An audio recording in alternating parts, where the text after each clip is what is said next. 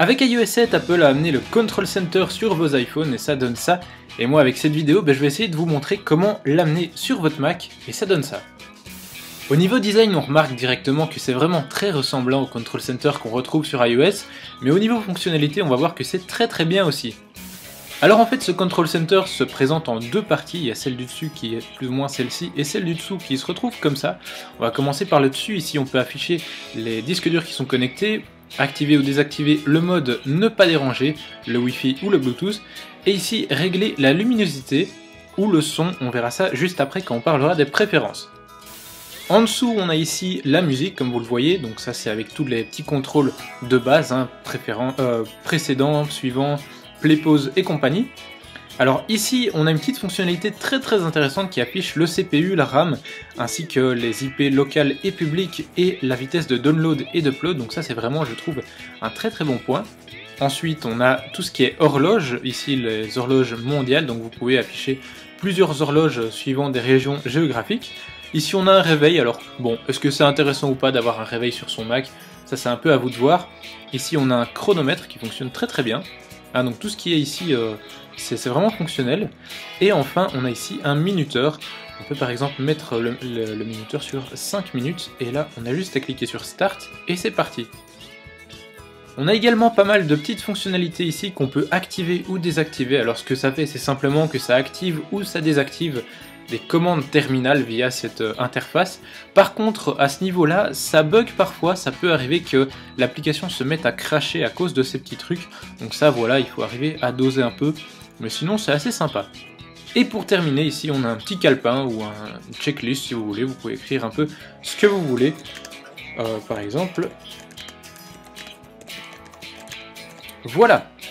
Ce que je vous propose maintenant, c'est d'aller voir au niveau des préférences. Vous voyez qu'ici on a une petite icône qui s'affiche dans la barre des menus, et si on clique dessus, on a les préférences qui s'affichent.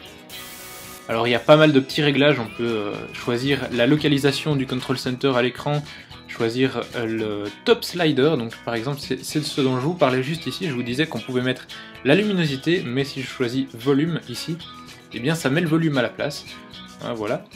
On a également tous les petits réglages classiques, par exemple lancer au démarrage. Alors, on peut choisir ici le raccourci clavier qui permet de l'afficher, moi c'est commande D, mais vous pouvez le modifier très simplement en cliquant juste ici. Puis on peut checker pour update, et là on a la fonction touchpad où on nous informe qu'on peut afficher le control center avec 3 doigts sur le trackpad. On a également une série de préférences graphiques où on peut choisir le thème par exemple du control center, choisir le niveau de flou qu'on a, l'ombre ici. On peut également afficher ou masquer les petits ronds, et ici choisir différentes couleurs. Alors il faut savoir qu'en fait c'est une version d'essai qui est gratuite, la version payante coûte 10$ quand même, et d'ailleurs si vous lancez l'application, vous remarquerez qu'au démarrage, elle va vous demander si vous voulez l'acheter ou pas, et si vous ne voulez pas, il faut savoir qu'il vous reste, quand vous l'utilisez, il y a en fait 7 jours d'utilisation en version démo, là je ne suis plus qu'à 10 jours, donc j'ai juste à cliquer ici, pour que je puisse utiliser mon Control Center. Voilà, j'espère que cette petite vidéo vous aura plu, que ce petit Control Center vous plaira aussi. Si c'est le cas, n'hésitez pas à vous abonner pour retrouver toutes mes prochaines vidéos, et vous pouvez également retrouver ma vidéo précédente en cliquant sur la miniature qui s'affiche. Moi je vous fais un gros bisou, en particulier à Jailbreak Style qui m'a permis de découvrir cette astuce. Je vous dis à très bientôt pour une prochaine vidéo. Salut! Pour ceux qui aimeraient avoir un Control Center définitif sur leur Mac, donc pas seulement une version d'essai limitée dans le temps, il faut savoir qu'il y a d'autres alternatives payantes mais moins chères sur le Mac App Store. Donc si vous tapez Control Center sur le Mac App Store, il y a Control Centers avec un S ici qui coûte presque 4€. Bon, il y a beaucoup moins de fonctionnalités, vous avez juste la musique, la luminosité, des trucs comme ça. Et ici vous avez également Controls Plus for iTunes, c'est un contrôleur d'iTunes pour la barre des menus cette fois, mais avec des petites fonctionnalités en plus, comme un chronomètre, je pense, des trucs comme ça.